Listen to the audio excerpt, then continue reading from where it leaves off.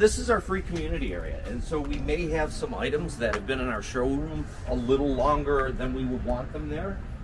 Maybe this sofa that has a little bit of discoloration that we noticed when we bring it back, and for the folks that are referred to us, we want to make sure that the furniture is in good condition, but this is still usable.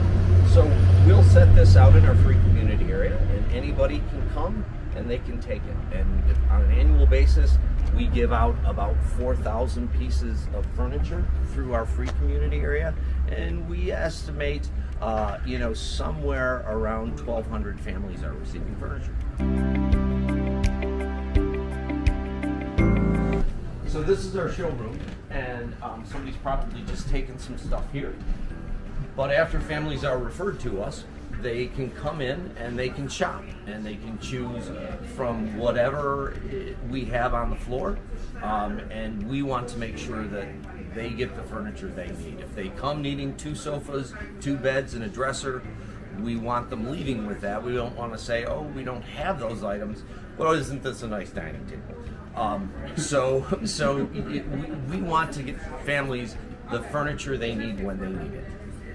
You know, the families who are coming to us, they're in poverty, they're transitioning from homelessness, they're working with child protective services, fleeing crisis or abuse. So they have enough barriers, and we don't want them sleeping or living on a floor. So we want them to have a good experience, a dignified experience, to come and shop for furniture and then have a home that they can feel good about. How do they find out about you? So we work with a network of 75 health and human service partners, and they are pre-screening the clients for need, and they're helping them overcome other barriers and put other supports in place, and they'll refer folks to us, and we want to make sure that getting furniture is quick, affordable, and easy for the folks that we're ultimately trying to help, and the case managers and social workers that are working with them. If some of them can't get here, how do they get rides here? So some of them get rides from other people, and there are instances where we'll actually select furniture from people, and then we will deliver it. We will ask them what their preference is relative to texture. I mean, do they want leather? What colors are they looking for? And we do our best to give them what they need. Wow. Great. How many trucks do you guys run? We have 2 trucks currently, and as I mentioned a little while ago, we do about 3,800 furniture pickups a year. We'll probably do about 400 or 500 deliveries this year as well. In here, this is our pantry area. And so if folks need a dining table, and they are getting a dining table from us, and they also need place settings, dishes, pots, pans, microwaves, as you can see behind us, they get them as well, and so that's part of the package. One of the things that we're really most proud of, if I can get this out without tripping. So we have a Beds for Kids program where we raise money to get new beds for kids who don't have beds, and we also have a Bedding for Kids program. So every child will get new bedding, and we'll put their name on it, to John from the Furniture Bank, because we want the kids to feel good about the bed that they're sleeping in, and we want them to feel good about their home. So, if it's a little boy and he wants, Batman, and we have Batman, it's theirs. If a little girl wants a princess, that's great too. We have all kinds of things to choose from, so all kinds of kids can choose whatever they like. We were incorporated in 1969. Some members of your church, they've gone on to the next, but they're wonderful people. Irv and Lois Poston were founding members. Lois was one of the founding board members. Irv was a past board president, and so they were instrumental in getting this off the ground. Mattresses and box springs, and we do take donations of gently used mattresses and box springs. We won't take them if they're stained or torn. They have to be in good shape. And we spray all of them with an antimicrobial substance called Microban, and that not only sterilizes them, but if there happens to be a critter on them, it would kill said critter.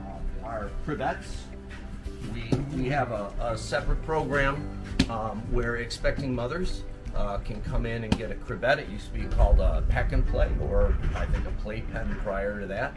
But as we worked with some nurses, they said that this is a very safe, very affordable sleep solution for kids roughly up to 18 months. If you got a big baby, maybe not so much. However, for the first 18 months, this is a really good, safe sleep solution.